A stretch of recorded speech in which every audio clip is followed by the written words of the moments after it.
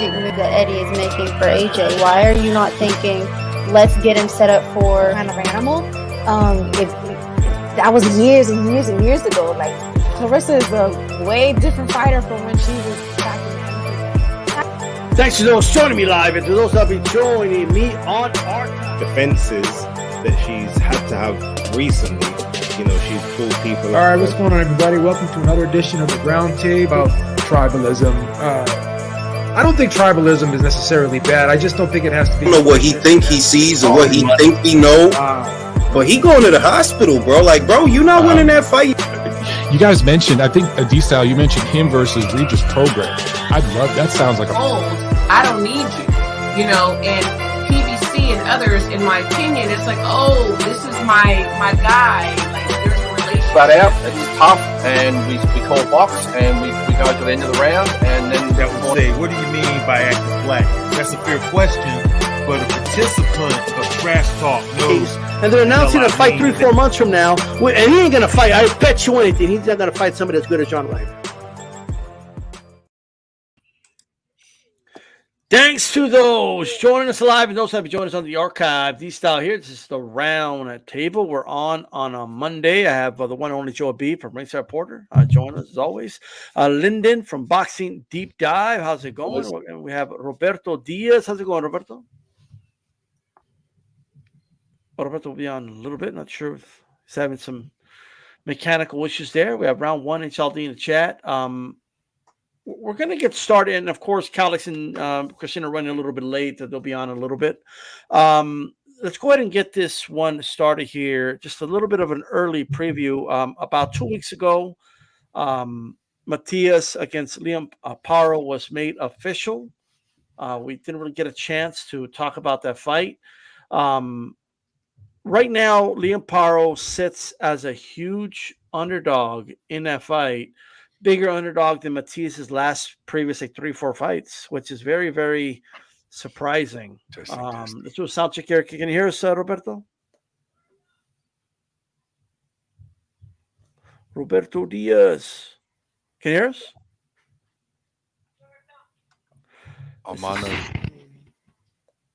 Yeah, I don't know. I think he's working on the audio there. I'm sure it'll be working a little bit. No. So it is what it is. Hello. Yes. Hello. Can you hear us? We could hear you.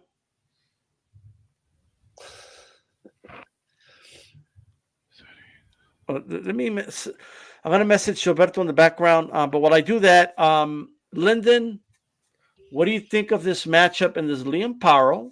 Although you might or might not be biased in this question, but is he a bigger threat than the odds are showing here?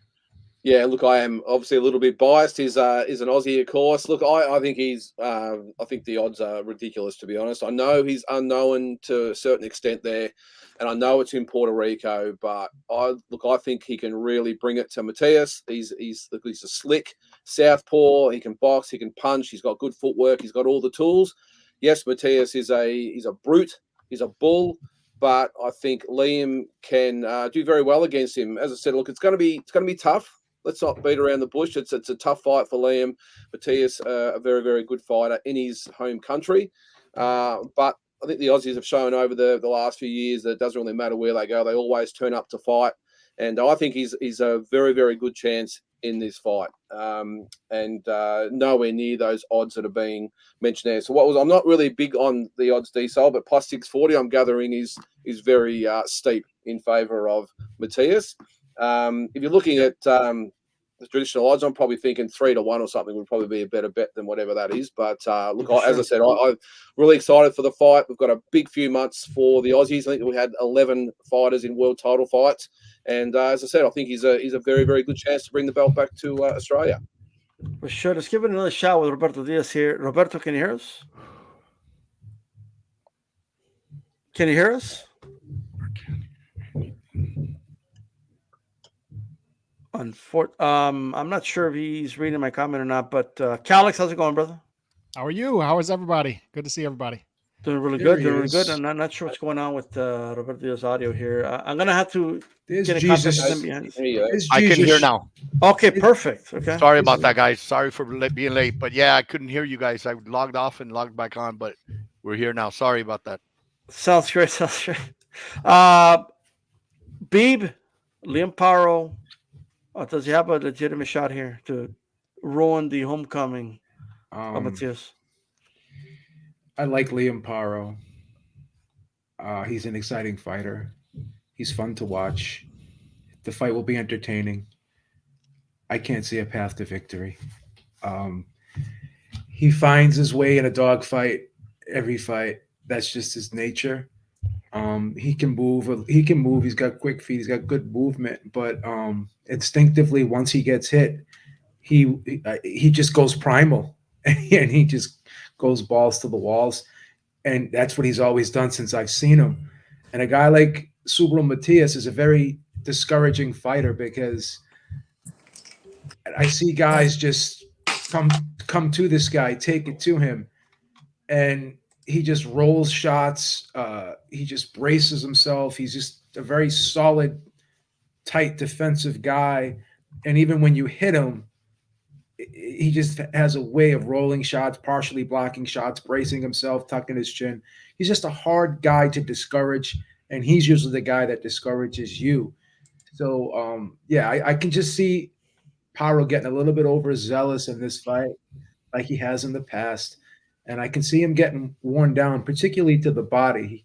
I see him get hit to the body a lot because he likes to get into the kitchen, and he'll trade body shot for body shot. He'll take one to give one sometimes. And, he may have a few good moments here, but at the end of the day, I think he's going to get worn down, and I think he's going to get stopped probably about 9 rounds.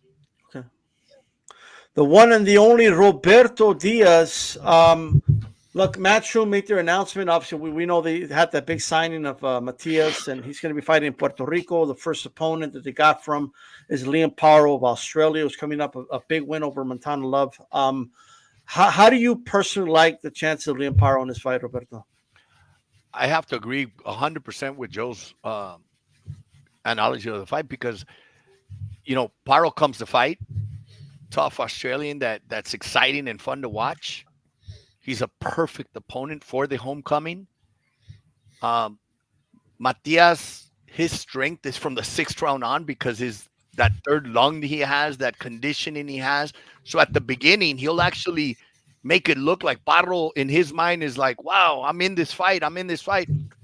But like Joe said, Matias will break you down as the rounds come and go, as the fight's getting older.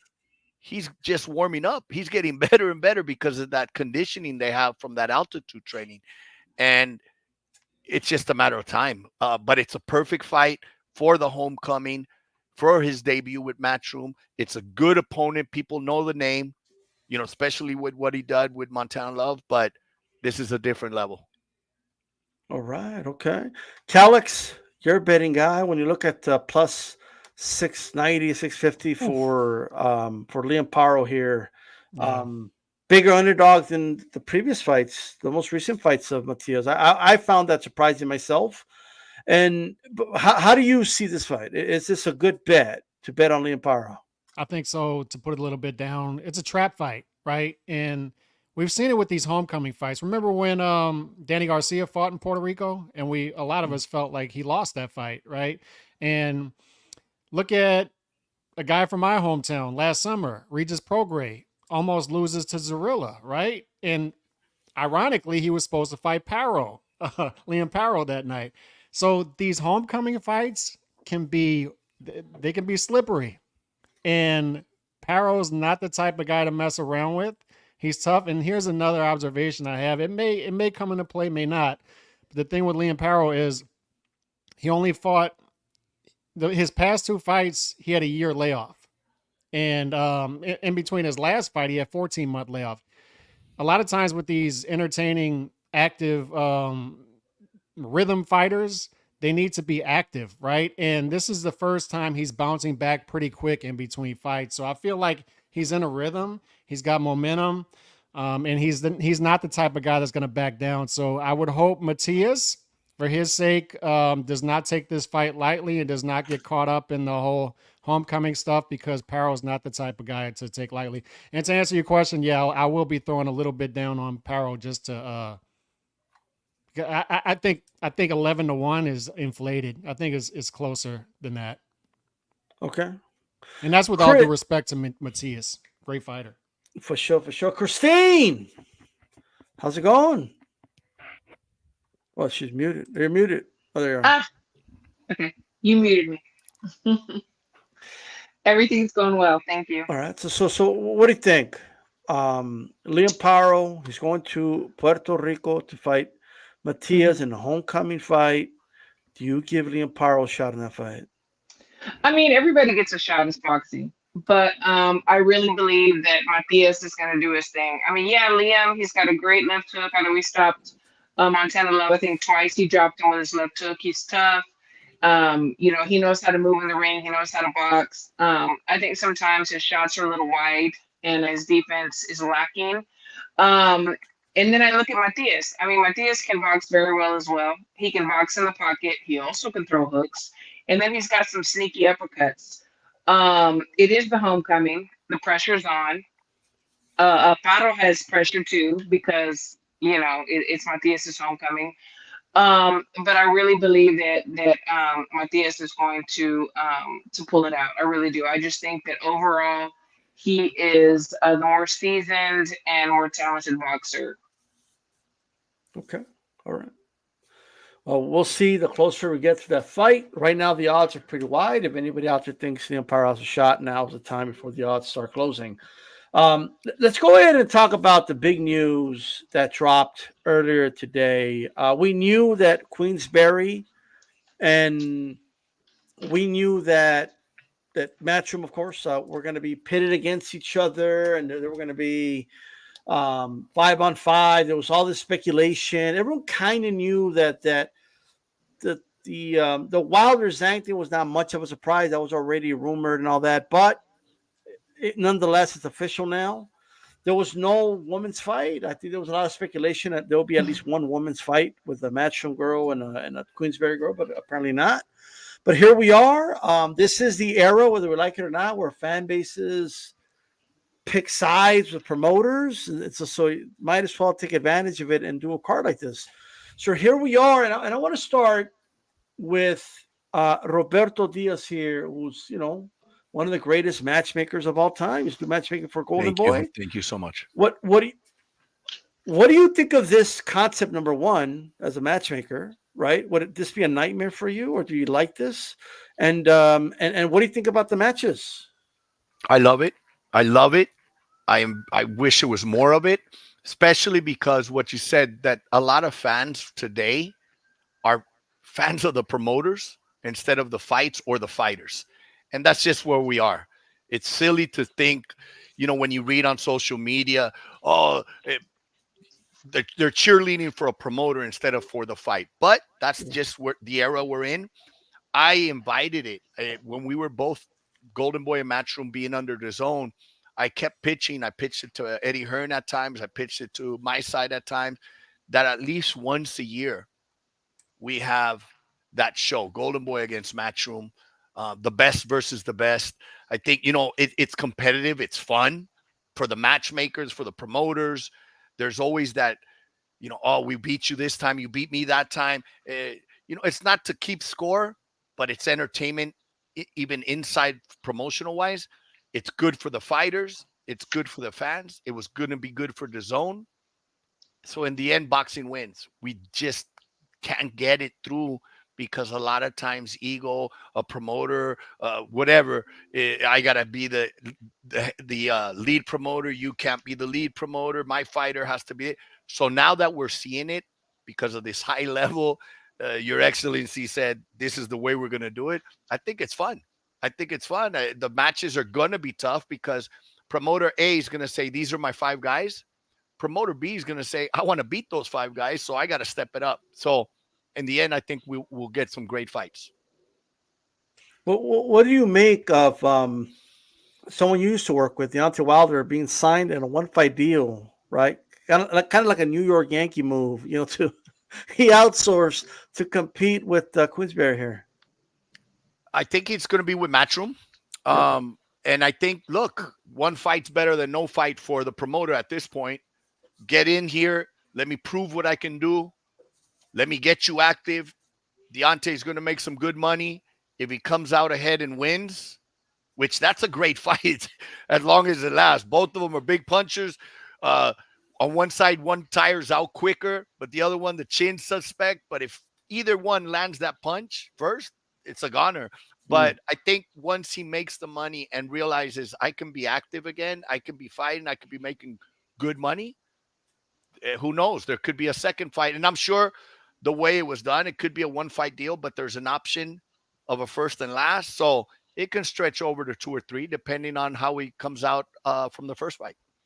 For sure. Lyndon, what do you make of this 5-on-5? From your perspective, how do you see this? I really like the concept, to be honest. I think it's in this day and age where we have to be innovative. The other sports, and whether that be UFC or some of the other sports out there, just playing with their models a little bit. I really like the fact that boxing is trying something different. I really like the matchups as well as a starting point. The Wilder Zhang fight is fascinating. It's going to be really interesting to see what Wilder comes to this fight, whether he boxes like he did against Joseph Parker, in which I think he'll be overrun by Zhang, or does he come out and try and take the big fella out? So it's going to be a really interesting fight. And even if he does try and take Zhang on head on, has he got that power still to take Zhang out? But I like Hrgovic and Dubois as well. Ford and Ball should be a ripper. And the other two, Williams and Shiraz, I think will be a good fight. And Richards and obviously Hutchison rounds out the card. So I really like it. As I said, I like the innovation, trying something different, trying to mix things up a little bit, trying to keep the fans on side with different concepts. And let's hope it's the start of something big, and we might get obviously Golden Boy involved in there as well, or a top rank maybe as well. And this is an ongoing thing between these promotional companies, because I think the fans will love it. And let's hope it just gathers momentum as time goes on. So you're over there in Australia. You've been involved in the promotional side and all that before. Would this be something you like to see? Like, let's say, I don't know, Tasman fighters versus No Limit, and they do a 5-on-5. Do you think that's something that could work over there? Yeah, and look, there's 4 or 5 sort of bigger promoters in Australia at the moment. The only problem we have at the moment is the probably what has been faced in the States over the years is a little bit of ego involved, and probably England as well. A little bit of ego involved with promoters at the moment. Still a little bit icy with who has the TV rights and who has different fighters and all that sort of stuff. But hopefully, this might just set the precedence with the boys and girls over here. And if this is a success, then maybe those promoters might just start to sit down and have a bit of a chat. Because at the end of the day, the only people that lose is the fans. We don't get those big fights that we're after. And it's a little bit, I know it's the same in sort of every country in the world with its rival promoters. We don't necessarily get the biggest fights all the time because of contracts and egos and all that sort of stuff. So hopefully this is a massive success. And people like No Limit, Tasman, look at that over here and start the same thing over here. For sure. Christine, so 2 questions for you, right? There's no woman fight in this 5-5, right? And I saw some outrage out there. So because people were talking about how they might put like Raven Chapman against Sky Nicholson or something like that, and obviously that didn't happen, or anybody. Both sides have women fighters, but they didn't do it. What's your thoughts on that? And second, what do you just in general think of this concept? I mean, I think that the climate that we're in right now, the 2024, we've seen women on the big stage. We've seen women headlining. I think that it would have been really nice to have women, on the card. Am I not going to watch it because there aren't? Yeah, I'll watch it. But I think that I don't know. I think that there should have been a matchup between 2 women, in my opinion. I mean, we need to go with the flow. We need to go with the times. And women right now are making big moves and big headway in boxing. We're showing that we too know what's going on in the boxing world. So, I kind of, I just saw, this on Twitter X, so I didn't get to like really look deep into it, but I did see some of the outrage. But just as the gentleman were saying, I think this is the beginning of a breakthrough. I never liked the wrong side of the street, you know, and this and that. I think that we want to see the big fights, and promoters should make them happen. You know, yeah, there's egos, yeah, there's whatever, but I think this is a good start, and hopefully other promoters follow suit. Okay. All right. Calix. Oh, really quick. I apologize, Christine. I know you're Yeah. excited about Deontay Wilder coming back, right? I mean, like Eddie Hearn making a move. You know what I mean? Hey, you know what? Let Wilder, you know, make his money. And I think Wilder and Zhang is a really good matchup. I really do, because honestly, who knows what can happen? You know, they both have their qualities and their suspect, you know, flaws, and so I think it's a really good matchup. I like it. I'm definitely gonna be tuned in. Makes sense. Makes sense. Calix. What are your thoughts on this? I mean, these are some great matches. This is, people are calling this probably the best undercard of all time, and I don't think they're wrong, actually. Yeah, I mean, that might be a stretch considering a lot of the cards we had back in the day, but I love this card. God, this is a boxing fan's dream. And loaded card, just a few observations I had after the announcements were Wilder Matchroom, obviously. That's a big observation that everybody's making. The second one is I'm glad Nick Ball is on this card. Nick Ball, I felt, a lot of people felt won the fight against Ray Vargas, or it was a close fight, debatable fight, right? I don't think it was a robbery, but debatable fight. And it was good to see the guy who was trying to make that fight get rewarded with another fight. And this is a meaningful fight here with Ray Ford, and one that could steal the card. Very exciting fight, and we'll see what Nick Ball can do with this opportunity. But I like to see even the fighters, even coming off of losses, if they entertain and perform well after those losses, I like to see them get rewarded. So it's good to see Nick Ball on this card. And obviously the big one, Bivol Better Beef.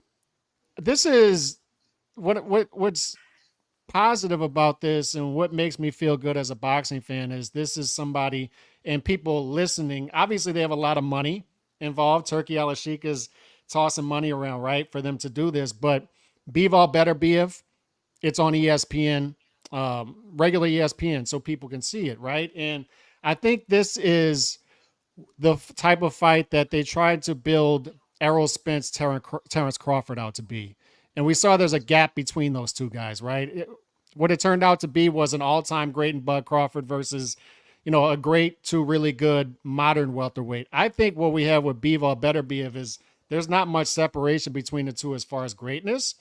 And it depends on which style wins out between those two.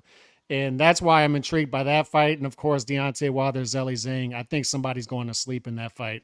And that's another great fight. So just a beautiful card for somebody who just likes boxing and wants to bet on boxing. You're going to be able to find some value in these cards. Good 50-50 odds type. It feels like a UFC card. That's what it feels like to me. So I'm happy about it. I'm very happy.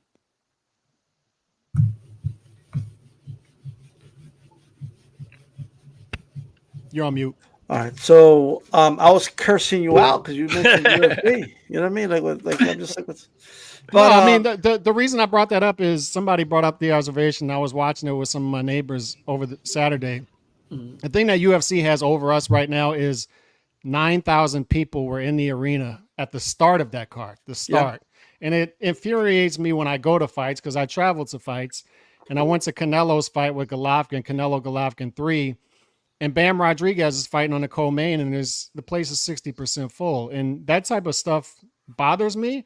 But I think it's years of conditioning people to not really pay attention to what's going on here and pay attention to the main event and not really invest in the undercard. And I think the Saudis have that down, because if you watch those cards out in Saudi, people are there for the undercards.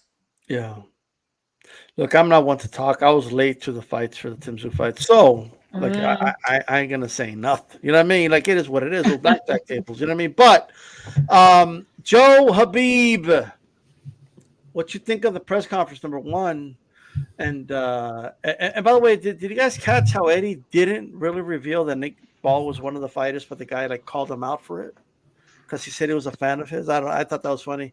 But Joe, what did you think of the whole shebang and the whole card and the concept? What do you think? So many times you hear people who have been watching boxing for a long time say, whatever happened to back in the day when we used to get those Don King undercards and those main events from top to bottom? And guess what? This is that. This is clearly that. And I have to say, when you look back at the Day of Reckoning, had a lot of names on the card, but there was a lot of showcase fights on that card. There's not a one showcase card fight on this card at all. These are all tough fights. These are competitive fights. I have some guys I think that are going to win, but I'm also thinking of some. There's like 2 fights that I'm kind of saying to myself, I don't know. I have to really, really deeply analyze both fights and come up with the winner. It's going to be tough. So yeah, this is a flashback from back to the Don King days when they used to have those monster cards, because this is a monster card. And then you have Better Be versus Bivol for Undisputed. I think it's the first time that we're ever going to get Undisputed champ in the 4-belt era, right? So this is going to be a monumental card for a multitude of reasons.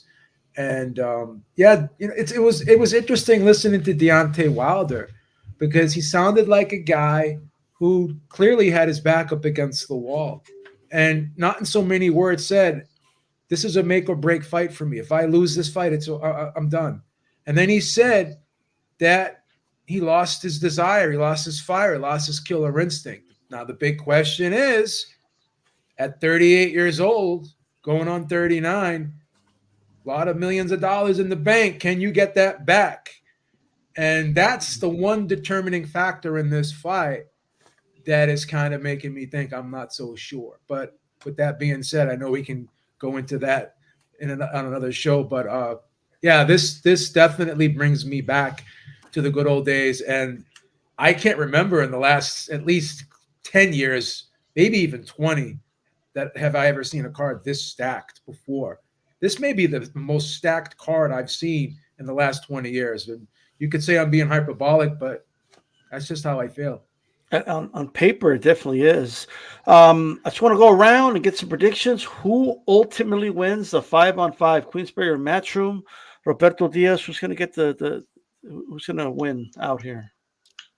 I just want to touch on why it's happened. And I agree with everybody here that, but why did it start happening that way? The Don King era, Julio Cesar Chavez was a main event. I remember showing up to the MGM and they told me Finito already defended his title, and it was like 2 p.m. And I was disappointed because Finito Lopez, one of the biggest fighters ever to step in the ring for Mexico. But you had such a stacked card. Tito Trinidad was on the card. Frankie Randall was fighting Koji. Gabriel Ruelas was fighting Jesse James Leja. You had like 5 world title fights, all very matched. But you go into an era where the main event, and this started with Floyd, the main event gets a big, not only a guarantee, but gets a big percentage of the pay-per-view buys. So that starts cutting the budget. Now the main event has a say how much you're going to spend, because whatever you're spending on that undercard is affecting my money as the main event. So it started going to where 90% of that expense of the card was for the main event. 80% for the A side, 10% for the opponent, and now you got like 10% left for the undercard. Very little money. And that's still going on today. Why the undercards are so weak when there's a split of revenue up top. Yeah. Where in this particular case, Matchroom was given a budget. Queensberry was given a budget. You got 5 fighters, go spend your money. And of course, promoters have to make money, but they're spending good money on these undercard fights. And Matchroom wants to beat Queensberry. Queensberry wants to beat Matchroom. So I'm going to throw my 5 top guys to come out a win. So that's one of the reasons. And with UFC, they have a budget. Whatever people say, they're underpaid, they're overpaid, whatever, but it's equally divided amongst the card. Obviously, a little bit more for the main event. In this case, it's probably the same thing. Going to your question, I love the fights. There is fights there with like the Deontay Wilder fight. That's 50-50. Bivol and Beterbiev 50-50. One day I'm like, Bivol could outbox him. The next day, but Beterbiev is too strong. That's when you know it's a great fight. It's a 50-50 fight, but I think Matchroom will win a very close one. And at the end of the day, boxing's going to win. The fans will win. That's true. Shout out to Boxing Historian. He says, R.I.P. Ryan Garcia. Damn, that's good. Hey, thanks for the support, brother. Lyndon, who do you think ultimately is going to win out here? Yeah, what a card it is. I think in the main event, I think that I'm going to stick with Bivol to win that fight. It's only a bit early. I might change that as we go, but I think Bivol. But as far as the undercard goes, I'm going to stick with Wilder. I don't know why. It's just such a hard fight. I'm hoping he can sort of change his way around and his style and beat Zhang. I think Hrgovic against Dubois. I think Ford over Ball, Shiraz over Williams, and I'll go for Hutchison over Richards. But all great fights and could go either way. Okay. Christine, Queensberry or Matchroom? Who you got? So I have to piggyback off of Robert a little bit because I think the fans are going to win. Like this, from what I've seen, like I said, I just thought it looks very intriguing. But if I have to pick between Wilder and Zhang, I'm going to go with Zhang. I think he has something to prove after his last performance. I know Wilder does too, but I kind of question, as Joe said, his fire. Where has it gone? Is it lost forever? Is he going to gain it? It is make it or break it for him, I believe too. But with Bivol and Beterbiev, I like them both. I have a fighter that has sparred them both, fought one of them, and Beterbiev, I believe, is going to be the winner. So that's my prediction, but I definitely feel like we're the ones that are going to win in the long run. Hey, Calix, do you remember when Karl Malone went with the Lakers? Yeah. Like, you know what I mean? We saw what they were trying to do. Like, that's what Eddie Hearn's trying to do right now, getting Wilder. But is it going to be the same result as the Lakers? Like, are they going to not even win the whole thing or what? Like, who do you got winning this whole thing here? I got Matchroom winning 3-2. I think Hrgovic is going to win. Richards, I like Ford against Nick Ball. I like Zealot. I like, you and I have talked about this both on and off the record. I think Zhang is going to knock Deontay Wilder out. You disagree, but I think Wilder, their game plan, I believe, is going to be the game plan that they shouldn't be doing. And I think they're going to try to wait Zhang out until later rounds, but I think Wilder just needs to be Wilder, and he's gotten away from that. And I think that's going to be a detriment to him in this fight, and Zhang is going to get momentum. And I don't think he's going to wear down like people think. And I like Shiraz as well in his fight. So 3 for Matchroom, 2 for Queensberry. And I think this is, once again, a hell of a card, and all these fights can go either way. But the main event, I'm still going Bivol. I think we saw it against Canelo. This guy, he's the most, if you look at CompuBox, and CompuBox can be flawed, but he's arguably the most versatile fighter in the sport. This guy can do many different things, fight off the front foot, fight off the back foot. And I think his versatility is going to show up against Beterbiev. I think that's what's going to show up. And statistically, the best defensive fighter in the sport, I think all that's going to show up against Beterbiev. But another fight that could go either way. 100%. Joe Habib, Queensberry or Matchroom? Well, you have to look at the rules, and the rules are that if a captain wins, he gets double points. So if he wins a decision, he gets 2 points. If he gets a knockout, he gets 4.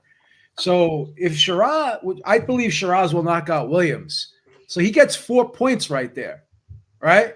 So then you only have to, then Queensberry only has to have one guy win, right, by decision, and they got, and the worst they can do is get 5 points, and it's going to be a draw. So crazy enough, if this plays out the way I see it playing out, I got Hrgovic knocking out Dubois, and I got Nick Ball winning a decision over Ford. I got Shiraz knocking out Williams. I got Zhang knocking out Wilder. And I got Craig Richards winning a decision.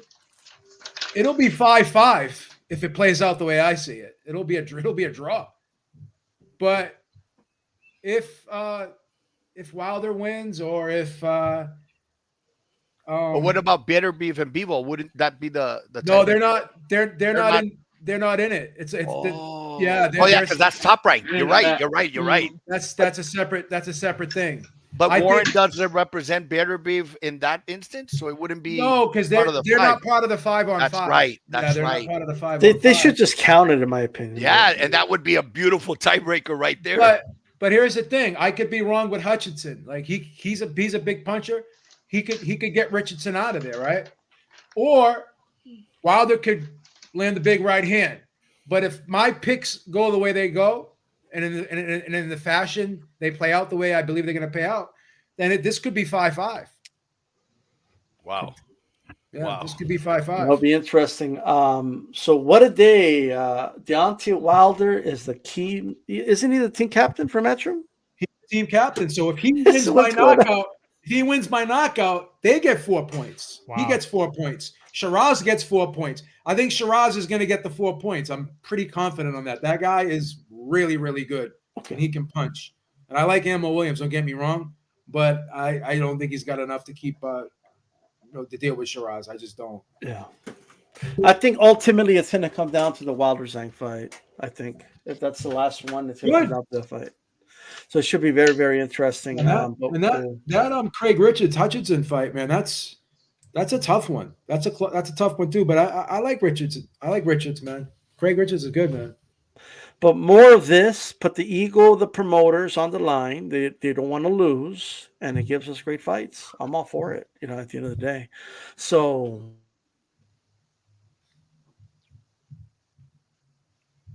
You're on mute. You're on mute again, sir. hold on, my mic got fucked. Give me a second here. We can hear you now. There we go. All right. Yeah. All right. So let's talk about last Saturday. While the UFC fans had this big, remarkable card and we're excited and this and that, boxing fans, we got treated to Jared Anderson running around trying to catch Ryan Merhy, who had apparently didn't show up to fight, in my opinion. I just want to say this from a fan's perspective. I'm sick and tired of dudes on television not fighting. Like I'm tired of them just showing up for a check. It only hurts the sport, and when you hurt the sport, you hurt the rest of the boxers that are trying to make a living doing this. Because if more people stop watching the sport, there's less eyeballs, and you hurt everybody, right? Like this was, to me. I like the fight before that with Efe Jabba was actually a good fight, but nonetheless, after Jared Anderson's performance, how do you feel about his future in the sport right now, and what would you like to see next from him, Joe? I think everybody wants to see the Ajaba fight. I think that's a great fight. He's got to be careful going against a guy like Joelov, even though Joelov doesn't have a lot of fights. That's a big step up. I'm just going to be honest. I'm not. I mean, Jared Anderson's a good fighter. He's a good fighter, talented fighter. I don't really get excited for the future for Jared Anderson. I just don't. I just think something's missing. I just don't see the fire. I don't see that. I don't see anything dynamic from him when he was fighting. And it was basically, this was a sparring session. He wasn't stepping in with the shots. He was just putting the shots out there. He wasn't really stepping in, trying to punch through his opponent with these shots. And he just said to himself, "I'm going to make an easy night of it, and I'm just going to coast." And it was just a very, very uneventful fight, very hard fight to watch, very hard fight to enjoy.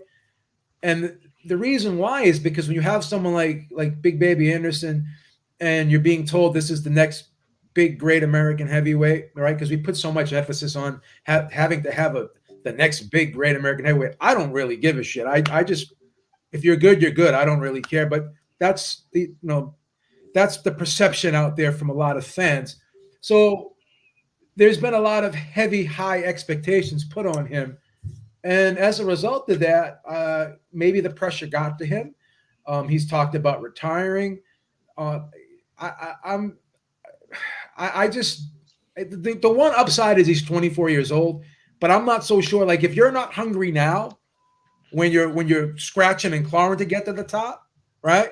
Usually when you're there, then you start getting complacent. You don't get complacent before you get there. And he seems to be complacent. And I hate to say this, but it's almost like a sense of entitlement because, hey, I got this big promoter behind me. They're keeping me active. They're putting me out there. No matter what I do, I'm just going to keep getting fights. I'm going to keep getting these easy paydays. I'm just going to coast. And this is just a job. And obviously it is a job.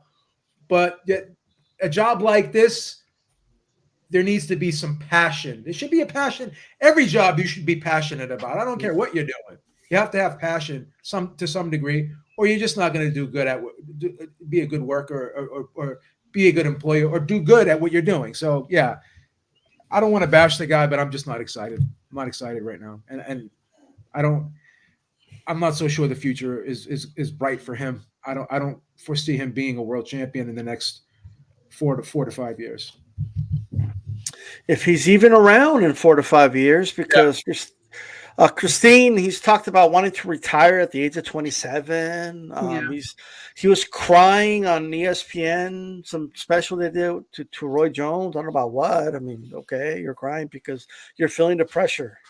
Okay. Imagine when you're the world champion, that type of pressure, right? I don't know. Imagine when you have your first title shot. How are you going to handle that? I don't know. But are you excited about the future of Jared Anderson? I mean, I have a lot to say about this. I've been very disappointed in him because I really felt that he was going to really excel once he got to the pros. I mean, some of us knew him in the amateurs. He was very strong. He was very tough. I mean, he and Richard Torres used to go at it, and it was a beautiful thing. Somebody asked me today, like, Mary, what did you think about his performance? He didn't throw punches. Maybe there should be some stipulations, you have to throw a certain amount of punches or else whatever. And I'm like, we really can't set those rules because what would be the standard? Everybody's different. I felt that it was really Jared's responsibility to push the envelope. Like if your guy in front of you does not want to fight, then you knock him out. You make him fight. You go forward. You get him in a situation that he can't get out of, to make this fight exciting. There were so many boos. They knew that the climate was not good. People were disappointed. I dare say people probably left. I don't know. But I want to see him fight somebody at least in like the top 20. I mean, Luis Ortiz, somebody that's going to push him, and so that we can really see what he's made of at this level. And then in my mind, I was like you said, if he fought a Jagme, so K. Corona used to train Jared. Well, he's a Jagme FA's coach now. Maybe we'll get some kind of fire like we did with Sinisa and Val, with the coach situation. Maybe something will spark him to want to show that he made the right choice when he left him, went with Coach Prentice. I don't know.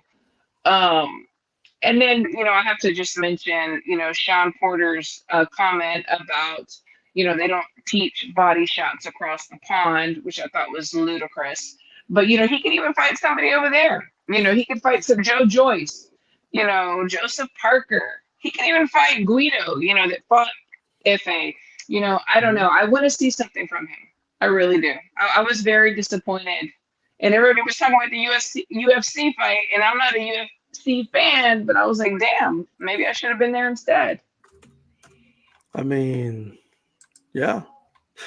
Calix, I was doing a show with Joe Beeb on Sunday, or was it Sunday morning or Saturday, or one or the other morning. And we were told by, shout out to Maestro, that Jared Anderson aren't going to fight each other. They have the same manager, right? And that's supposed to matter to us. Like, I don't give a shit if two dudes have the same manager. All right, like what are you doing here? Like what are we doing? But I want to ask you this. Are you how did you feel about Jared Anderson 3 years ago, and how do you feel about him now? Is there any difference? Yes.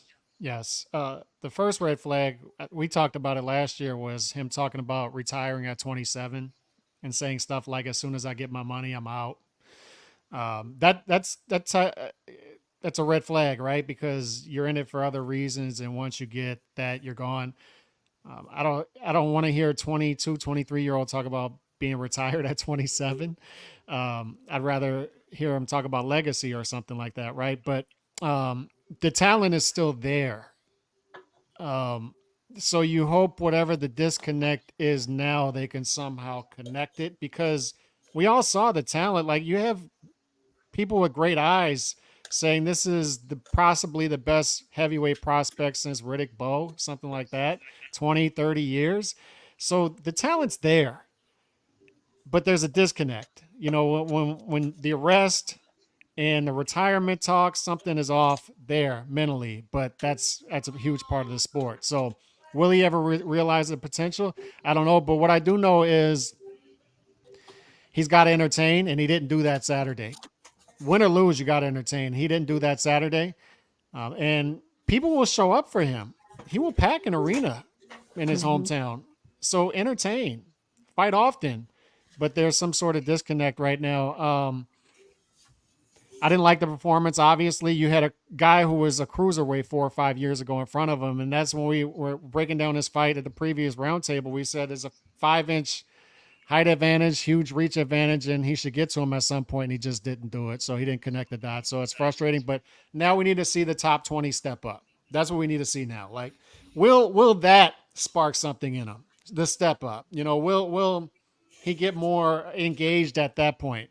Those are the questions I have, but I'm not ready to close the door yet.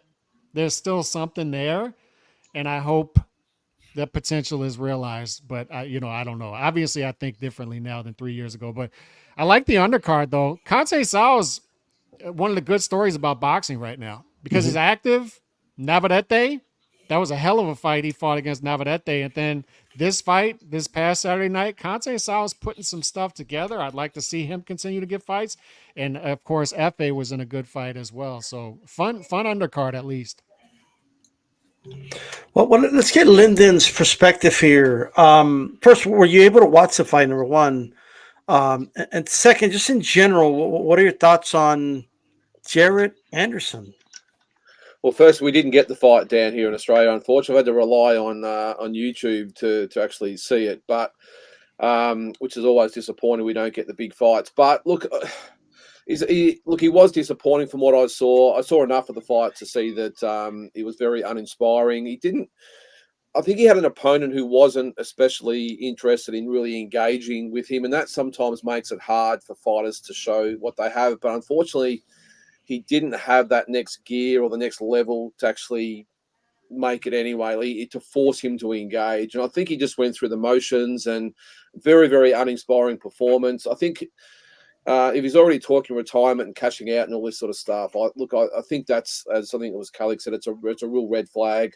I think he's at the stage of his career where he just needs to take a big fight or get out of the sport. I think that's where he's at. I think he's had one sort of half decent fight with Charles Martin as far as names go. The rest have been a little bit uninspiring. So I think he needs to step up now, or maybe step aside and let someone else sort of take his position. And there's plenty of other heavyweights out there around his level that he could fight and propel him to maybe a title fight down the track. All sorts of things going on in the heavyweight division, but I think he needs to step up now or step off. All right. Roberto, first of all, I'm just curious. Did you ever, as a matchmaker, deal with, like, you wanted to make a fight and, we can't make that fight because we have the same management or something like that? Was that ever an issue for you? That's number one. But second, what are your thoughts on Jarrett Anderson here, and how could Top Rank kind of change the perspective of him, or the perception, that is? There is language in the manager-fighter contract with a lot of commissions, especially, for instance, California, that prohibits a manager at a certain point to put when they manage two fighters, to put them against each other. It has to be at a level where financially killing that fight can really affect them. So basically, not on a small level can it be done. But you know, when it's a big enough fight, it's a manager's duty to bring that to the table to both fighters, and you set yourself saying, I'm gonna get paid with both sides, but it makes financial sense for both fighters now at this time. Imagine a unification, and you happen to manage both. That's ideal. As far as a fight, it takes two to tango. But what made Mike Tyson so exciting? If he was overmatching an opponent, you're out of there, brother. You're gone in one or two rounds. Today's fighters are not what yesterday's fighters were. Today's fighters feel entitled before getting there. Now, there could be times where I'm not motivated because I'm not fighting somebody that motivates me, so I'm just going through the motions. But it shouldn't be Jared right now. I'm not a world champion, and I'm not fighting a guy that's not even in the top 20. That would unmotivate a world champion to not train properly, to not go in the fight 100%. You're Jared Anderson. You're still a baby. You got to go out there and make a name for yourself to get noticed. That just hurts you. But again, the red flag. I'm going to retire at 27. I'm not thinking about a world title. I'm thinking about making money and retirement. That's our era right now with a lot of fighters. I mean, threatening with retirement. I'm retired to get attention. Social media. That's what it is. And a lot of these fighters now today think this is the easy way to make money. And it's not. I mean, your life's on the line, so it's not easy. But let me make some money and get out. They're not thinking legacy. That's why when you do have, I'll say, a Canelo who's made it to the top, who's made a lot of money, who's made a lot of fame, yet keeps taking these challenges. And of course, there's a big purse right there that motivates, but I'm still going after legacy. I'm still willing to train. You got to love it. Yeah, 100%. I just feel like it's not just boxing, just in general. I'm noticing it's a culture of like, get your bag, right? And which I understand to a certain degree, but you know, it's boxing is I get it's a business / sport, and I get it's prize fighting, so obviously there's money to be made, but I don't know. Sometimes I just feel like some fans and fighters talk about it like it's like the Hunger Games. Like I'm gonna go in and get what I need and get out alive before they get me or something like that. Like I just don't think that shouldn't be the reason why you get into the sport of boxing to begin with. Well, it's always been prize fighting, like you said. It's always been business. I got to feed my family. I got to feed myself. Look out for the future. But it wasn't the most important thing when Sugar Ray Leonard, Roberto Duran, Hearns, and Hagler fought. It was about legacy. It was about being remembered 50 years later. Mm-hmm. It turned, you know, when it became make your money, get your bag, and get out. And I hope and I think we're going to start seeing a change with these younger fighters now wanting to face each other. Gervonta, Teofimo, Devin Haney, Ryan, you know, I think it's going to start changing. The zero is not going to be as important as it was a couple of years ago. I hope you're right, Roberto. I mean, I'm not holding my breath with Tank, but I'm here. Let's talk about something here. So Sean Porter, I know he was mentioned earlier about the things Sean Porter saying. Sean Porter. And I think I saw a Boxing Out Minute. Shout out to him. He tweeted out, and I agree. He's like, yeah, Sean Porter's become a full-fledged content creator. Like he knows how to say things to get people talking, and he knows how to and that's what he's doing. And he's you know, main event over there in Australia. Invited him over to talk about Tim Tszyu and Thurman. So he's saying, oh, Thurman's gonna win, and he's always picking against Tim. And it's like, okay, that's why you're getting the gig. I get what you're doing, right? But so he recently, and again, I don't know if this is his authentic thoughts or whatnot, or if he's just trying to create content. But he basically came out and said, in a way, if he wants to become the face of boxing, if he wants to become a big name, he needs to come to the United States. He needs to come over here, right? And to me, it's like, I think as a fighter, you should go wherever it makes sense for you, right? And I look at Inoue, if the reports I'm reading are correct, $20 million gate for the fight with Luis Nery. Those are Canelo numbers. Those are Tank Davis, Ryan Garcia gate numbers. Why in the world would even an American fighter want him to come here? I would want to go over there. I'll be like, well, what? I lose money if he comes fight over here. No one's gonna come see our fight over here. But if I go over there, I get money. So that's what I'm thinking. But I just want to know, like what Porter said. Is this an outdated way of thinking, or what? Like, let's start with you. What are your thoughts on what Porter said, Calix, and all that good stuff? I don't like it. I commented on it on Twitter, but yeah, I think it's outdated. Obviously, this guy's about to sell out Tokyo Dome, and I have some people I know going out there to watch the fight, and I know what they paid for tickets, and it's. I mean, people are paying to get in there. There's a lottery to get into the Tokyo Dome. A lottery. You got people that are going to be outside of the Tokyo Dome. That's how much of a star this guy is there. The live gates he's doing and the purses, and he's a legit star out there. And I just think why I don't understand. It's not like there's another American star to come to America for it to where it would make sense. Like if you look at the rankings, he's already fought Fulton. Tapalis is number 2. I mean, the guys you got at 122, these aren't American names. This is the lower weight classes for like Akhmadaliev, Goodman, Neary, Aleem. I mean, these aren't names you would come to America to fight. So not only is it an outdated mentality in that the world has gotten smaller and boxing is growing in other places outside of America as America seems to be on a decline. So I think we need to go where the fights make sense, right? And even if you look at 126, if you step up, you got Lopez there, Lee Wood, Ray Vargas, Nick Ball. Who's he going to come to America to fight? If you look at the landscape, so maybe a couple years from now, if he gets up to 130 and I mean that's a huge stretch. But if he gets up there and there's another American name there, yeah, I mean that makes a little sense at that point. But as of right now, the landscape isn't there to where anything like that would have made sense. I just think there's some American elitism when it comes to boxing fans in America and content creators and fighters. But Inoue sitting out there and he's making a ton of money. Even Golovkin went out and made what did he make to fight Murata in Japan?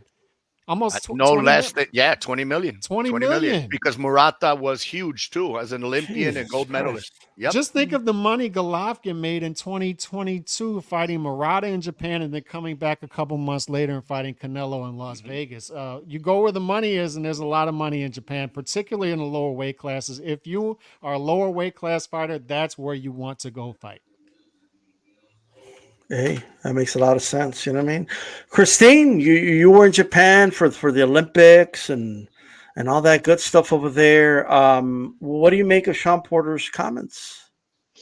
Well, as you mentioned before, Sean is now a content creator, so he has to start a buzz, But then we've heard the other buzz from other people, not necessarily saying that it's his, where everybody thinks that Inoue is on PEDs, that Japan is protecting him, that if he came over here, he would get busted. That's the only reason why he can move up and knock people out, and where his power comes from, and yada, yada, yada. And the Japanese people are very prideful. If anyone, I'm sure many have been there, the laws, everything, they're very strict. So when I heard those rumors, I was just like, shut up. The guy's just good. He's great. And if I was Inoue, I'm not going to go anywhere that I don't want to go. Right now, he is king of the hill. Mm-hmm. He can fight where he wants to fight. He's making the money there in his country. What do we offer him here that he'd want to come here? I love my country, but what can we offer him that he's not getting where he's at? Okay. All right. Roberto Diaz, when you hear, because it's not just Sean Porter, a lot of fans even say this, he needs to come over here. He needs to come over here. What are your thoughts on that? It used to be that in order to make it big, you had to go to Vegas. You had to go to New York. As a boxer, not as anything else, a fighter himself said, I know I'm on the big stage when I hit Vegas or I hit New York. Ricky Hatton told me that. I knew, I had made it big when I went to Vegas. But that was then. Today, it is a world sport. Anthony Joshua, why am I going to go anywhere else when I can sell an arena of 60, 80,000 people and it's a huge event? Inoue comes to Vegas to fight Nettie. Even all the Mexicans come to support Nettie. I don't see more than 8,000, 9,000 people showing up. $20 million gate. The prices. I wanted to fly out to see that fight as a fan because I know it's going to be fun. I know what it means to have Nettie there and get him beat by the hero. Obviously, it's too close to the Canelo fight, but no. Boxing's a world sport. It's wherever the big stage is. And today's Tokyo Dome. It's the first time since Tyson that there's a boxing event at the Tokyo Dome.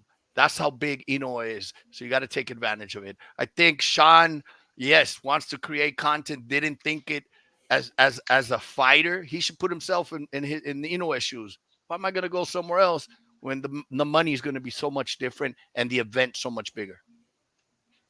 True, right? And then also like I'm sure Inoue's opponents. I still remember when Calix and I were being told by people like that Inoue needs to come over here to fight Fulton, right? And I thought to myself, I don't even think Fulton would want that because they're not going to get the same amount of money. They won't. Exactly that. Because the promoter knows I can get a $20 million gate and I'm willing to bring the opponent for that $20 million gate, even if I have to pay him double. Now you tell the fighter, hey, you're going to make $1 million or you can make $2 million. Fight for the same guy, same fight. Shit. I'm going to get knocked out by Inoue. Let me get the most pay. Facts. Joe Abib, what did you make of Sean Porter's comments here? First of all, do you think that those are his genuine thoughts? No, he knows. Being a content creator. He knows the business. He knows, he's smart enough to know. And it's ironic because he's coming from working with an organization that really didn't know how to make stars. Like really, they struggled making stars after Floyd. Really, Errol Spence was. But again, these guys weren't fighting. They weren't there. They weren't active. So they would get good money, but they really weren't household names because they weren't fighting enough. Fighters aren't stupid, and fighters at Inoue's level, like Mr. Diaz said, they go where the money is. If he was going to get paid more money to fight in the United States, then he would be fighting the United States. Sean knows this. He's in the business, and most people do know this. Now, fans just say things because they're a little upset with Inoue because he's beaten some of their favorite fighters. So how do we throw shade at this guy? We can't really criticize his fighting ability because he's a great fighter. So we got to try to take him down a peg in other areas, right? That's what people like to do. They like to come up with these meaningless, statistics, these meaningless criticisms that really don't really play a part in anything, really. They're not substantive, right? So at the end of the day, Inoue is doing what's best for him financially, and that's why he's fighting in Japan. And he came over here 3 times. He fought in the UK once. So if people want to see him over here, then someone's got to pay him. It's that simple. It's not rocket science. It's not rocket science at all. I want to address someone in the chat here, and everyone's allowed to have their opinion. Well, why does Otani come over here to play? Because the Dodgers are paying him to come here, right? If he was getting offered more money in Japan, guess where Otani would be playing? 100%. Like it's common sense. And to answer your question about Tim Tszyu, and I'm sure Linda could touch more on this, but Japan has 125 million people. Australia has 25 million people. So it's a matter of logistics. Like, you know what I mean? Even if everybody is a fan of Tim Tszyu in Australia, it's not going to compare to the amount of fans that Inoue can make in Japan because of the population, right? That's number one. Okay, just putting that out there. Plus, I don't think it's been proven that Tim Tszyu is making more money here than he would have made in Australia either. I think it's more of what Tim Tszyu wants to do, like, if anything. But those are just my thoughts on that. But Lyndon, what do you make of Sean Porter's comments? And because it kind of does tie in, if we're fair a little bit, that like Tim Tszyu even says, like, he wants to make it in Vegas, and he still has that mentality. Look, I think it first of all depends on where you're at in your career. Also, probably a little bit of your culture as well. I think if you look at Tim Tszyu in the Australian scene, you're right. We're 25 million here. Boxing, even though we have dedicated fans, just as dedicated as they are all over the world, it's a very small base here. So there's not really the ability to earn those big monies. He's had big crowds, but I'm not quite sure about the money situation. And the mentality of him, he wants to get to to the States, which he obviously has and did it in a big way. Didn't get the result, of course, but that's a different story. But in Inoue's situation, this is a guy that's four division champion, undisputed a couple of times. He's a legend in Japan. He's at the stage of his career where he can he's probably almost like the Canelo of Japan. He can do what he wants when he wants and fight who he wants. I think that's the stage he's at and what he's earned. So I think he's sort of saying that, well, if I want to fight in Japan and the money's there, well, I'm going to do it, and I don't have to fight in America. I don't think he really cares whether he's known and loved and respected in America. It's all about Japan. And as we know, the Japanese are a different type of culture. They like to keep it in-house, and it's about that warrior mentality. So I don't think he really cares about, as I said, being accepted and loved and have that legacy in the States. So I think it's just horses for courses. As an Australian down here, we see America as the mecca of world boxing. But as has been shown lately, a lot of the Brits are staying in the UK. Obviously, what's going on in Saudi Arabia at the moment as well. So, I think we're well past having to have those big fights in America. I think we're all sort of grown enough and have bigger perspectives these days, including the Americans over there, that it's not just about America. It's the world's a lot smaller now, and I think it doesn't matter where it is. I think if the fighters are great and earn a legacy, well, they'll be respected for forever. Yeah, look, when I was growing up, I didn't know a lot about of these Europeans until they were on HBO, right, or Showtime or something like that. We didn't have live streaming like we do today. We didn't have all this accessibility like we do now. A fighter like Inoue would have been big in Japan. I might have seen something on Ring Magazine about it, but I wasn't able to really watch his fights. We're able to watch their fights now, right? So it doesn't really matter where they're quote unquote from. At the end of the day, if $20 million gate is a $20 million gate, it doesn't matter where it's at. That is astonishing. And the other thing, that's organic money. Like, he's a superstar is what he is over there, right? So you go where the organic money's at. And the reality is this: in the U.S., we have a problem with, we're not even showing up to support our own fighters. You want foreign fighters to come here? Mm-hmm. We're not even showing up to these arenas. A lot of these arenas are half empty for good fights. We're not even supporting our American fighters, and you want foreign fighters to come over here and like we're going to support them, or if the fans aren't going to support them, and they can't even support the American fighters. Yeah, like plus a lot of it. Yeah. Plus, he's got a big television deal over in Japan, right? So him fighting over Japan, it fits the time slot for him. When Tim comes over here and fights, the Australian people will still watch him on Sunday. Yeah. It doesn't matter. So it doesn't hurt Tim to come over here and fight, because he's getting paid by No Limit, who's got the television deal over in Australia, and it works out. Tim gets the best of both worlds by fighting over here, right? Inoue, it's better him fighting over there because he can be in the Japanese time zone, right? Why not reward those fans who are actually going to support him and pay to see him? No, we can't even pay to see our fighters over here. The irony of people, we're gonna come over here, and all of a sudden we're gonna support Inoue when we're not supporting our own fighters. Okay, that makes sense. I have to retract a comment really quick, because I said earlier that Sean Porter was the one that said that the people in the UK don't teach body shots. I meant to say Tim Bradley. I'm sorry. I need to retract that. That's right. My apologies to Sean.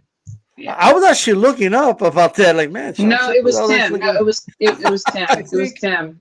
I think the problem with a lot of these guys is they watch too much Stephen A. Smith, and they feel as though they have to say something provocative in order Yeah. to be Which is successful. totally false. Totally false. But yeah, so yeah, I needed to retract that. I just think like when they do that though, they're selling themselves short when they do that. Of course right? they are. Absolutely.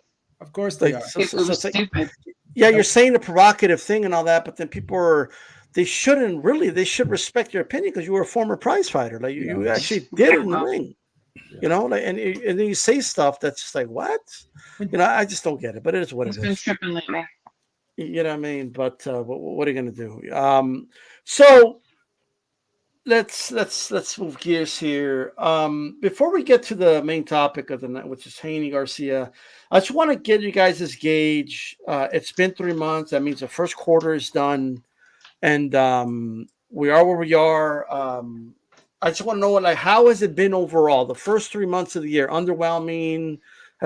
Are you okay with it? Do you think it just flat out sucked? Whatever it is. Lyndon, I'll ask in a two-part for you. How's the first quarter been for Australian boxing? And how's it been just overall? Oh, look, I think it's been a great start to the year. Not so good for us Aussies, of course. We've had 3 out of the 4 fighters fighting for world titles haven't been able to bring home the chocolates, unfortunately, especially a couple of weeks ago with the 3 in the one weekend. But no, look, I think it's been great. And what a couple of months we've got coming up as well. So, look, considering the years we had over the pandemic and everything else, and just sort of starting to slowly thaw out, look, I think it's been great. Here in Australia, we've had a couple of pay-per-views. Of course, we've had the world title fights, but yeah, no, I've been, as a boxing fan overall, very, very happy. I won't list all the fights off the top of my head because there's been a few, but look, it seems like every weekend there's been something happening. Would have been great to get a few more of those shows that, especially the top ranked shows you've had over there. But no complaints. And look, even if it was a bit of a soft opening to the year, the fact we've got so many massive fights coming up, it's just going to be a hell of a 2 or 3 months. So no complaints over this side of the world. Okay, Calix, first quarter of 2024. How do you feel about it? You're muted. Sorry, I think it's been okay. But the first quarter, I think generally the past however long, it seems to be the slower quarter, and then second and third quarter seem to ramp up, and then fourth quarter, as budgets get a little dry, it starts to come down a little bit. So that's not anything out of the ordinary. I think we're starting to heat up second and third quarter, but I just don't think we've had that big moment. I saw my guy Steve Kim and Mario Lopez talking about this. I think with Dougie Fisher on 3 knockdown rule. I don't think we've had that big moment yet in 2024 that we can point to and say, whoa, that's our moment this year so far. And I just think it's been lacking those moments so far, but not bad, but not great either. Somewhere in the middle. I'd rate it like a C so far, but I think that's been the trend the past few years, right? Is the first quarter we start to feel it out, and then second, third quarter it starts to go up. So I think we'll be fine. Okay. Joe Beeb, how do you feel about the first quarter of this year so far, 2024? I think Joe Beeb went to take a leak. Christine Lopez, what do you think so far? So far, so good. Underwhelming. How do you feel about it? I mean, I think we've been consistent. We've had fights, on the weekends and some during the weekday. Just as Calix said, have we had the big, like, overwhelming fights? No, not yet. And hopefully we get there. But it's been consistent. I've been satisfied. I get enough to get through to the next weekend. Would I like to see some big bang fights? Yeah, absolutely. And I'm hoping that we do. But it's been consistent. That's the word that I would describe this first quarter. Okay. Joe Beeb, first quarter of 2024. How's it been? So when I did the show on Saturday, I was kind of grading all the promotional companies, and once again, Top Rank's killing it. I mean, if you think about what they had Valdez versus Wilson, they had Oshaki Foster versus Nova. They had Teofimo Lopez versus Ortiz, Michaela Maya versus Tasha Jonas. And then they just been solid, right? I think they've been solid. The zone's been okay. They had some decent fights, right? But PBC once again very underwhelming. But again, they're getting acclimated to the new platform. But even still, I think 2 fights, or not one card in 3 months is not really good. So if I was to grade the first quarter of this, I would say it's about a C. I don't think it's been bad, but I think it's been good. I think it's been solid. Anthony Joshua versus Ngannou is a big event, right? So, and then you had Better B versus Caleb. What was Better B versus Cal Smith? That wasn't this year, was it? Yeah. That was in January, right? Yeah. That was in January. Okay, so we had that too. Couldn't remember if that was January, December. So we've had a pretty solid year. Maybe I'll give it a C plus. Give it a C plus. All right, Roberto Diaz. How's it been so far in your opinion? I like it. I like it because not of what we've seen so far, but what we know we're going to get. And it's already in the first quarter. The first quarter is always tough coming off the holidays. The fighters haven't been training. So it's always a slow start, like Alex said earlier, coming in at the beginning. But just think of it in the first quarter, we're now knowing what's coming. Better Beef against Bivol, Inoue against Neri, Canelo against Munguia. These type of fights that Ryan against Haney, these type of fights we weren't getting, all in the same calendar year. Right now, I think it's going into that direction. People are taking risks. People, either their contracts with the TV are coming to an end. They're pressured to let me try to renegotiate a new contract. So let me start throwing my best cards. Let's not forget, with Top Rank killing it, Ceniza Estrada against Valle. I thought that was a hell of a fight. I was there. I was vested into the fight because it was a fight that I wanted to make for the longest time, and finally got done. And I think we're headed in the right direction because as we start leveling off, and I think you're going to start seeing outside of Saudi Arabia, purses start getting back to a normal level, not these overwhelming pay, which was great for a time being for the fighters, but it wasn't sustainable. Now fighters are going to realize, okay, if I want to fight and I don't want to be inactive for 2 years, I got to take what's there and what's real. And I think with that, you're going to see more and more risks. Very well said. I kind of see it, it's 12 months.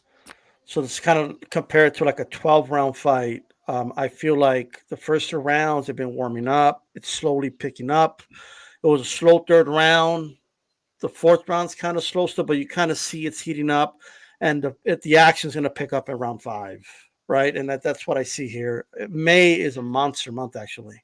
Hopefully, Cinco de Mayo weekend will be an all-out war like I expect. I mean, we got that. Then we got Neri versus Inoue, and then not long Look for at June, that. D-Style. Look at June. We got that card we were talking about earlier. Then we got Bam Gallo at the end of June. Second quarter is going to be an A. Yep. Yeah, it's going to definitely be an A. Yep. That's what it's kind of like a 12-round classic, like it's those middle feel out rounds are done and over with. When this year is done, it's going to be an A. Oh, it's going to be great. Now the question is, I want to ask this to Calix, but is it the great reset you've been wanting? I don't know. We'll have to see. Right. We'll have to see that play out. We'll see. But I'm excited. May all the way to June is great. I'm loving it. And imagine we get Canelo versus Benavidez later in the year. Then we're getting Canelo versus David in September. This is going to be a monster year, man. And I just got to ask Christine, because she hangs out with Crawford on the weekends. Yeah. But Okay. Christine, what's up with your boy Crawford? Was he going to fight? What's he doing? Stop Bro. Yeah, stop disrespecting me. Yeah, he's gonna fight. Come on, man. He's already said himself. He's got a couple more, fights in him, and he's gonna do it. He's also a top dog. He don't answer to you, bro. I'm not saying the answers to me. I'm just saying. I'm just asking. Fight for the WBO title, man. What do you? Please. Just pay attention. Pay attention, and you'll know his next moves. That's one guy I would never pick against. Right. NAW says, hello, boxing fans, roundtable panel and chat. Subscribe, share, and smash the like button, please, folks. Absolutely. Roundtable every Monday now. My work schedule changed. It will be Mondays. Okay. So just so everybody, just letting y'all know. Okay. I know we switched out the days, but it's what it is. I was asking Christine because she hangs out. That's what I heard with Crawford. That's the This, rumor. this is like a little jokey joke. But inside joke. Let's get to the upcoming fight. First of all, I don't know what's going. I have this. I'm going to ask you guys about what you think of the fight, but I first want to ask you this: what's your opinion on the way? How can I put this? Ryan Garcia has decided to promote the fight, and because I actually think that hurt ticket sales because people are like, this dude's too erratic. I don't even know I want to spend all this money to go to New York, and I think people are waiting till last minute till they know what's going to happen to buy him. But that's just a guess of mine. But Christine, what do you make of Ryan's behavior, and do I don't know, what do you make of? I don't even know if he's trying to promote the fight, if he's just being crazy. But I think he's trying to promote the fight. But what do you make of it? Yeah, well, I went to his media workout. I think it was last weekend. He's not crazy. I mean, he's definitely not crazy, in my opinion. He was very rational. He was talking very well. He wasn't acting erratic. I think that in his mind, because and I even asked him. I said, "Do you think because of your social media presence, that is the reason why you're getting paid more?" Because he's getting, I believe, it's like 5% more than Devin. And of course, he said no, he should get even paid more or whatever. But I just was kind of leading him into the conversation, or trying to, of how he was trying to sell the fight on social media. We already know that he has a big social media presence. Devin is not as talkative, or does not promote himself, as much as maybe some people would like. Because we know right now, we're in the era of the social media, and these boxers really have to promote their fights, in my opinion. I think that when he started, he probably wanted to sell the fight, and he thought that he had a really good idea. But I agree with you. I think that now it's kind of hurting him. I mean, I think it was like yesterday or the day before, I was telling someone he had some soft porn, on Twitter X. And every other week he's in love with a different girl, and now he's going to get married. And it's just, they're just things that don't have anything to do with the fight. So I think that he's gone too far. But I think people either want to watch the fight to see him get knocked out, or there's fans of Ryan that think he does have a chance and they want to see Devin get knocked out. I think there's a small percentage of that. Roberto, do you think a lot of this has been Ryan trying to mess with Haney's head, or what? Just what are your overall thoughts about how he's been approaching this fight? So I've known Ryan for many years. I signed him to Golden Boy. I've seen him grow. I couldn't figure it out. I was like, what? Where's the change? This is not the Ryan that I know. In the press conference in LA, dropping F-bombs and fighting with fans and everything. That's not him.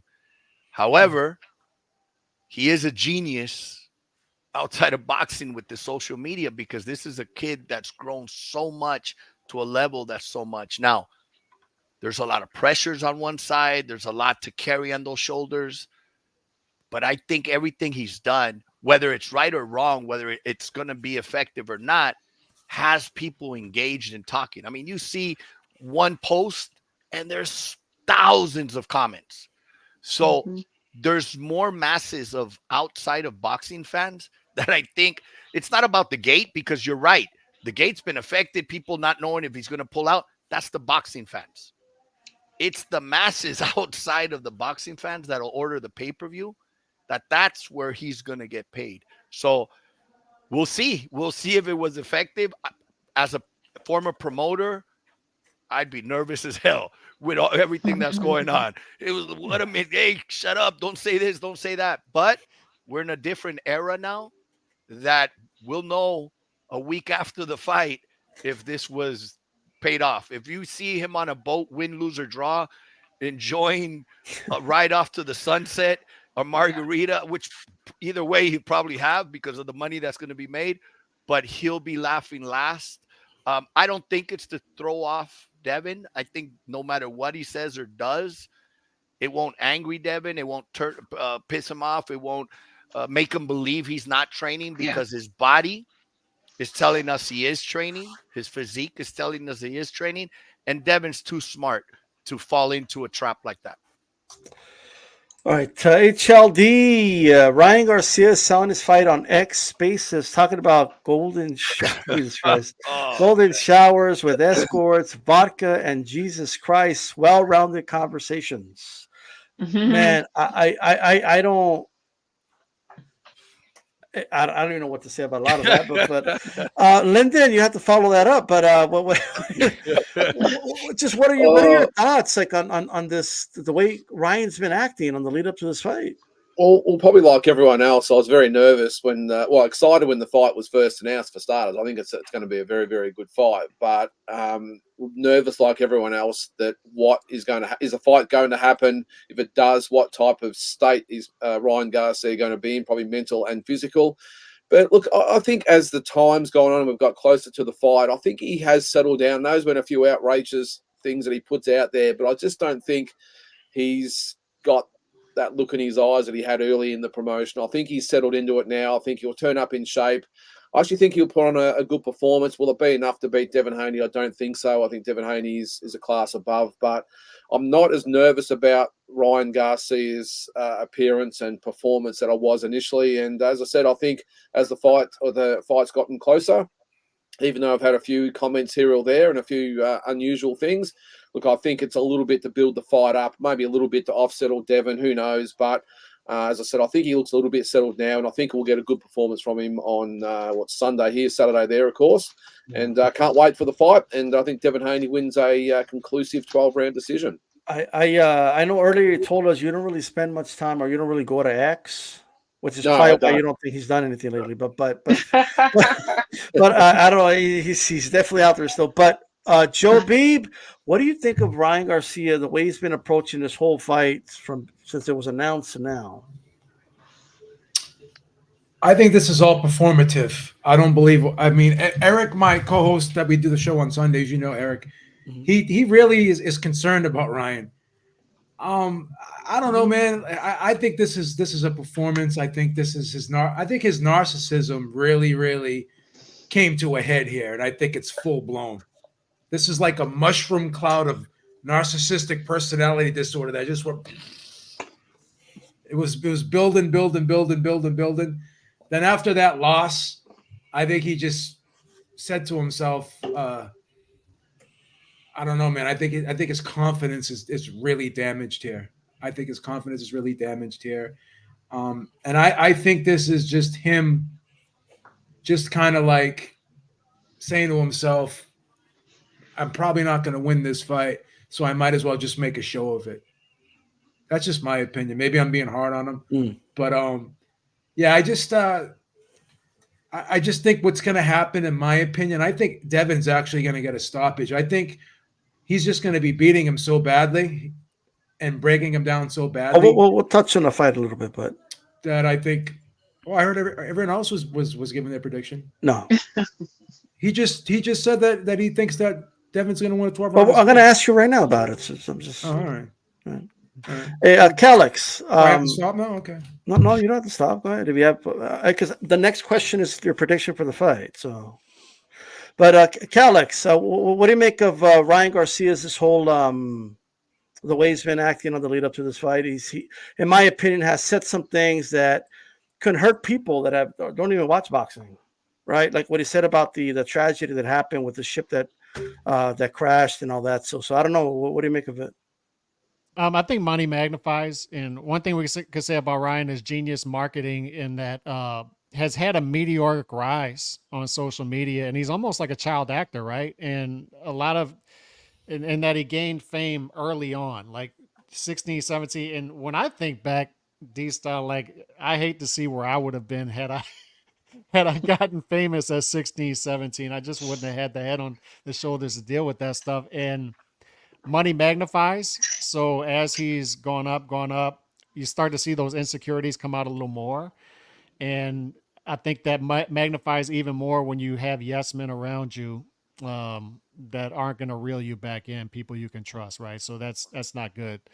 So I just think that's what we're seeing. And I think, is it promotion or not? I don't know. I can't get in his head.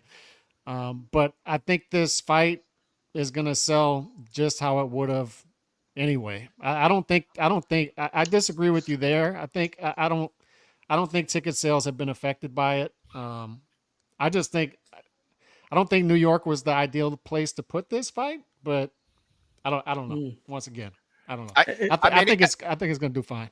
Calix is right. I mean, when I first came out and heard you got 2 West Coast fighters fighting in the East Coast, that's tough sell right there.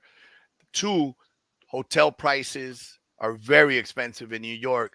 And with what he's been doing, I think it put a lot of doubt in the fans to say, what if I reserve my hotel, do my flights, do all this, and he pulls out, or they don't allow him to fight? So I think now he is in New York as of this weekend. I think he arrived. So I think it'll pick up, and that is boxing, especially in New York, because in the past there was so much ticket giveaways as it came to shows to fill up the arena. Maybe they're expecting the same. I don't know.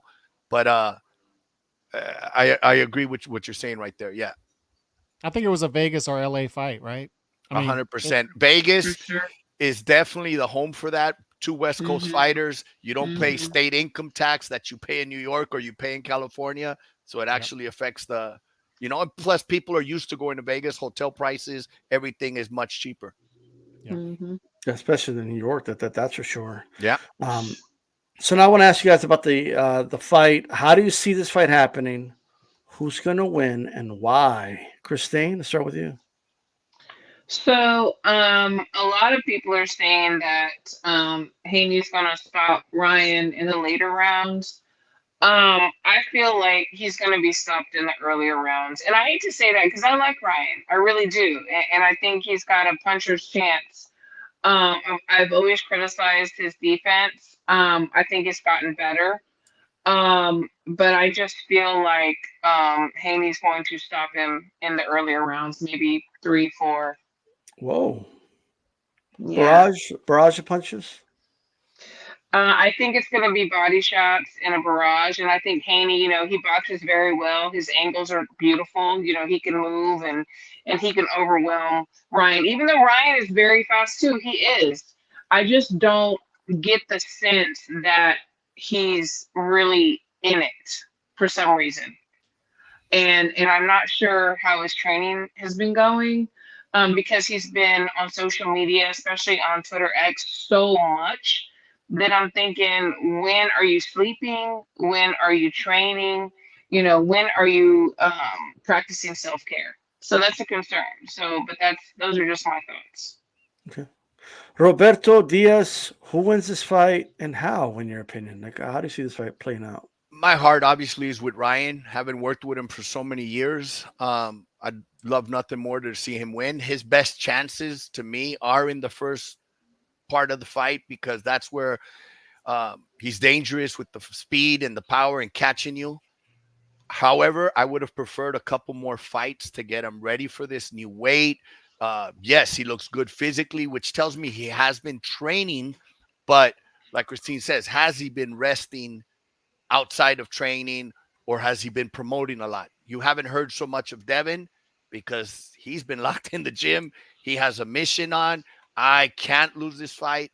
And the edge has to go to Devin in the sense that he's been through fire. He's fought Linares. He's fought Kambosos twice in Australia. He fought Lomachenko. Regardless of what we believe who won, he was in there with Lomachenko. His IQ matched the great Lomachenko, where Ryan hasn't gone through fire. That one step up was Gervonta. Outside of that, the other fights were supposed to be won. And he's looked great. There is talent, but I would have preferred a couple fights. If I have to pick, again, my heart's with Ryan. I hope he pulls it off. I just think the momentum, the confidence is with Devin. and I gotta sit Devin in a decision. If not, even a late round stoppage by the corner. Okay. Lyndon, let me ask you this way. If you were working with Ryan, if you were in his corner in his camp, what would the strategy be to try to, like, how would you maximize, his ability to maybe get a win over Devin Haney? Well, it's going to be tough, and apologies. I gave my sort of prediction earlier on. Apologies about that. But look, I think the instructions for Ryan has to be to put the pressure on early. I think Devin will start not quietly, but he'll be on the defensive. I think he'll be wary of the power of Ryan.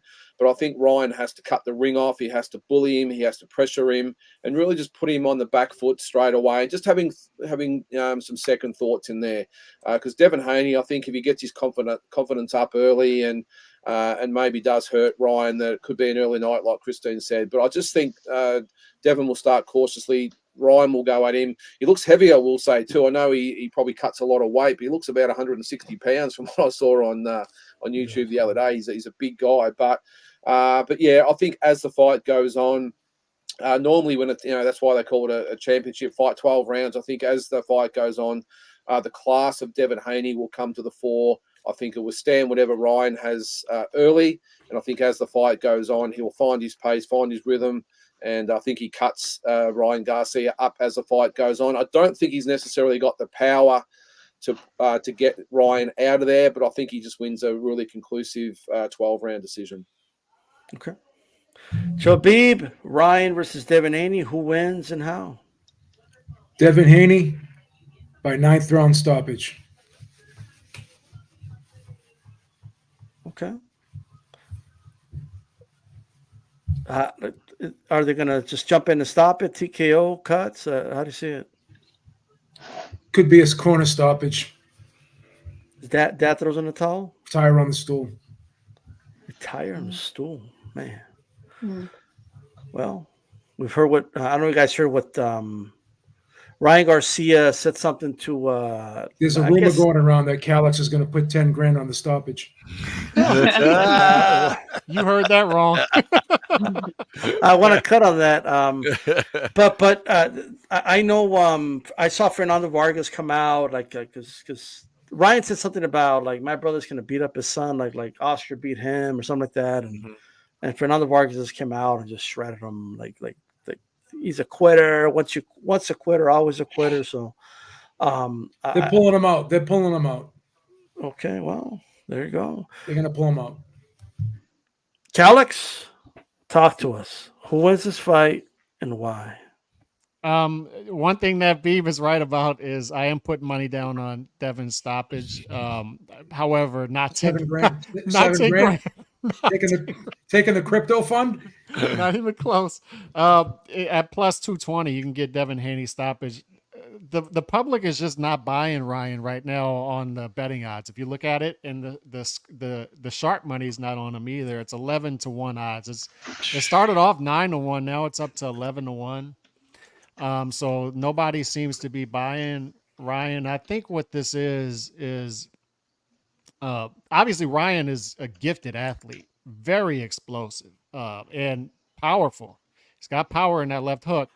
The thing is, there's a discipline gap between these two guys. It just seems like Haney, his trajectory, he just keeps getting better, more disciplined, better. And it's the discipline. He's getting better. And with Ryan, it just seems like there's stagnation there, right? It's the things that these other guys, when we're talking about this crop of guys coming up at 135, when they were young, it seems like the other guys have gotten better and Ryan has sort of stayed stagnant, right? And I think what it has to do with is just that lack of discipline that the other guys seem to have. And I think Devin, y'all talked about this on the round table, D-Style, when you had Steve on that day and he brought it up. Devin seems to be the most disciplined out of that crop, and it's showing now. That's that compounding interest now. It's starting to show up. And Beeb, you might have brought this up. Like I was on the opposite end of this, and I was wrong on this. I think anyway. We're going to find out over time. But when Devin was at 135, particularly when he fought Linares, I didn't think he would translate to 140. I was like, man, this guy's a big lightweight. This was just one of the rare times you were wrong. Like the 1 percentile you're wrong, you were just wrong on this one. I mean, he's You're wrong right. half the time. You're right 99% of the time. Like D-Style's right maybe 20% of the time. You are right 99% of the time. And Christine's right maybe 97. But that 1%, you were wrong about Devin Haney. But Devin and Ryan were big lightweights. They were big lightweights, big frames. And I didn't think Devin, especially after the Linares fight, that he would translate to 140 because this guy's got to move up soon. He's too big. And the Prograis fight showed me different. He just looked like his frame looked phenomenal in that fight. Mm-hmm. And it looked like the power carried up with him. And this whole narrative that he has a weak chin, it's not showing up. It's not showing up right now. And he's guarding it well. Great defensive fighter. And I think he's just going to keep rolling around at 140. So just to answer your question, I think there will be a late stoppage in this fight.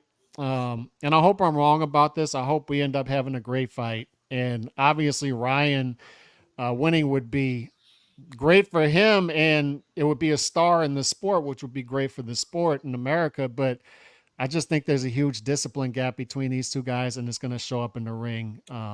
He still holds his chin up in the air with the left hook, and he doesn't know how to set it up well. I think Devin's going to pick that apart. Yeah, there's a discipline gap, but I'm going to add to this. There's a skill gap, and it's pretty wide. Like I actually, even if Ryan was the most disciplined fighter of all time, of course I would give him a better chance, but I still don't think he would be Devin. Remember when? I'm sorry, Ryan. Sorry to cut you off. Remember when he fought Tank, and Ryan actually fought a good first round in that fight, and Goosen told him in the corner, do exactly what you're doing, and then the beginning of the second round he did the complete opposite of that. And I think that's what I'm talking about. It's just like there's a disconnect up here with Ryan. Sometimes they revert. It's like, even, especially when you're trying to get used to a coach, like, for the first time or second time, it's like, yeah, you're going to do what they say in the beginning, but then once you get into the high waters, you revert back to what you know. It takes some time, and the discipline part is very important. You have to be willing to change. Yes. I agree. Like in that Devontae fight, I didn't like going into it, because I thought you need a Jojo Diaz. You need to get roughed up a little bit to get you ready. But he wanted it. And when I was asked, we got to do it. If you don't do it, we're blocking the big fight. It's bad. If he wins, you have a superstar. If he loses, he'll learn from the mistakes. He's young, but we got to applaud that he's willing and daring. In that first round, you're absolutely right. That's the round he won. He looked great. But that was the key to win. You're the height, you have the reach, let him come to you and get caught coming in. In the second round, I'm bored. It was getting boring. In the second round, you're bored. And then he became aggressive and got caught coming in. So